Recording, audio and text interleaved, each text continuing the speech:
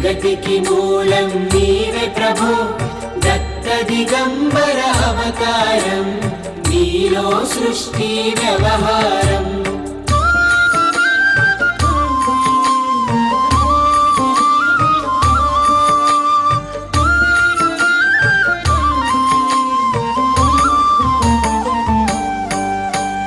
ప్రళయకాలము ఆపితివి, భక్తులను నీవు బ్రోచితివి, చేసి మహమ్మారి నాశం కాపాడి షిరిడి గ్రామం. ప్రళయకాలము ఆపితివి, భక్తులను నీవు బ్రోచితివి, చేసి మహమ్మారి నాశం కాపాడి షిరిడి గ్రామం.